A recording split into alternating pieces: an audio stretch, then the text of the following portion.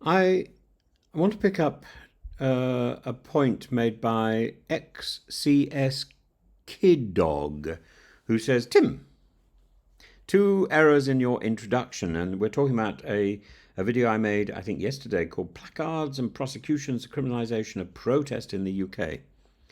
And XCS Kidog says, a leaked email says the government had decided to prescribe back in March, and you uncritically repeat the, quote, damage of £7 million to aircraft. Really? A bit of red paint and whacking them with a crowbar, allegedly. Well, yes, I uncritically repeat that because that's the information that is out there, but it doesn't mean that I've not seen information which questions that. But it doesn't really matter very much.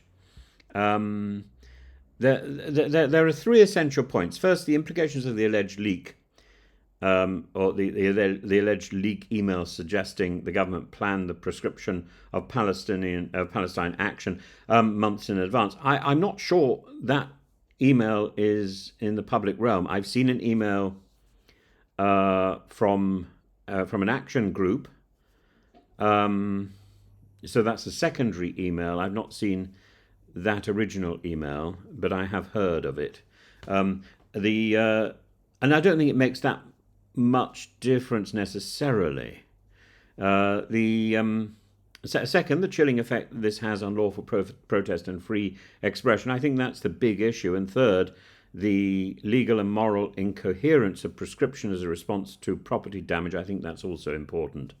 So if the government did decide as early as March to prescribe the Palestine Action Group, let's call it PA from now on. The question is why? Was it in response to a specific act, or was it ideologically motivated and planned weeks, months, years beforehand? According to reports, the leaked email suggests prescription was not a snap reaction to any one break-in, such as RAF Bryce Norton, but part of a longer-term strategy. So this raises a serious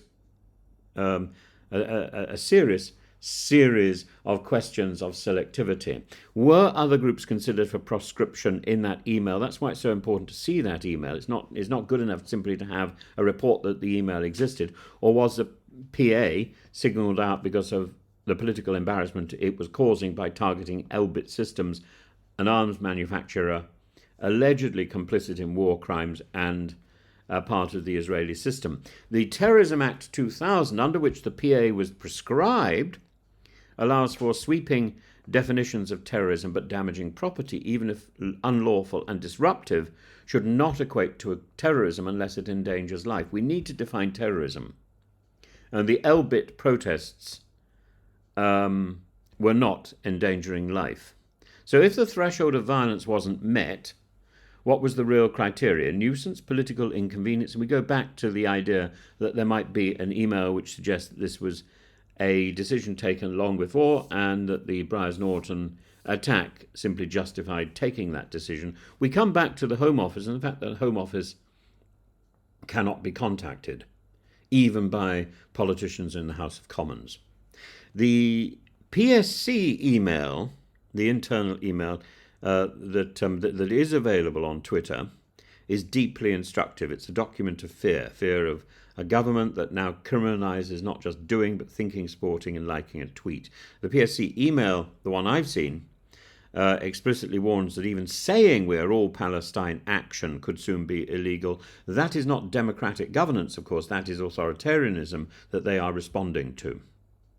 And the fact that PSC, a law-abiding civil society group, is now telling branches not to speak, not to sign letters, not to wear badges, says everything. It is a preemptive self-policing driven by fear of disproportionate state punishment. And the fear is justified. The Terrorism Act allows for retroactive interpretation where content that was lawful in the past could, when it was published, could be used as evidence in court after the fact. This is not unlike the legal culture of Russia or North Korea. And if that sounds alarmist, I would ask, when did it become criminal in the UK to support a group that engaged in property damage?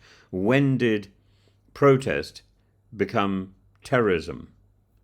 It wasn't when that law was receive royal assent. It's something that has happened in a creeping way quite recently. And the Bryce Norton incident involved direct action that damaged military aircraft or base infrastructure. Fine. And estimates vary. And again, the estimates are coming from people connected with the PA group, not from the government. The estimates go from 2,000 to £3 million.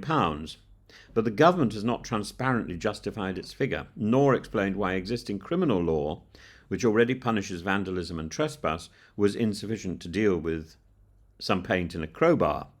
If the real concern was the cost or security breach, fines and civil or criminal charges were available. Proscription is not a fine. It's a total organisational erasure, and it doesn't pay for the damage. In fact, if anything, by targeting PA, this has become a much more expensive procedure because the police now have to lock up elderly protesters and keep them in police cells or prison cells until they can be discharged or indeed charged, prosecuted, and imprisoned, or whatever the punishment that they deserve is meted out. PA has been targeted not because of what it broke, but because of what it revealed. That is the suspicion, isn't it? That Britain's arms relationship with Israel is clear, and therefore Britain is complicit in the war, and therefore perhaps even in war crimes. Meanwhile, the aircraft we are an ally. Meanwhile, the aircraft are repaired. There was no injury, no lives were lost. The moral panic has outpaced the facts, and according to some reports, those aircraft were in the air within 2 days. So it doesn't suggest, even if people were working flat out, that the repair cost £7 million. But that is the figure we've been given. So we might as well start with that figure, because we don't have another figure that we have reliably been given. Both the government and the PA appear to be engaged in a confrontation that's more symbolic than strategic. The government is flexing control over narrative. PA seeks confrontation to highlight perceived complicity. But in the middle stand people, activists, immigrants, ordinary citizens, subjects of His Majesty the King, now potentially criminalised for attending a meeting, liking a post, wearing a T-shirt. This is how police states begin, not with guns, but with lists, with categories, with restrictions on words.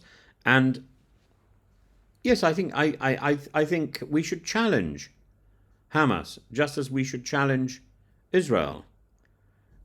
We should support Israel's right to exist. But we shouldn't criminalise solidarity with Palestinians. We shouldn't let protest be rebranded as terror simply because we don't like it. And we shouldn't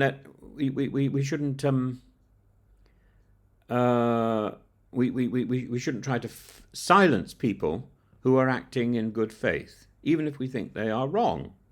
The UK prides itself on democracy and freedom, but when the state uses laws designed for terrorists to criminalise protest and thought, surely we are in dangerous territory, and we're in the dangerous tyranny of tyranny. It's not PA's actions that make us unsafe. It's our government's response. And the government has now used a tool, set a precedent that can be used against any organisation if the government doesn't agree with it. That must be worrying, because we see what happens with the lists of proscribed people in Russia. Proscribed for what? And those lists are getting longer and longer. And that is frightening. And we are, rather than challenging that principle, we are endorsing that principle.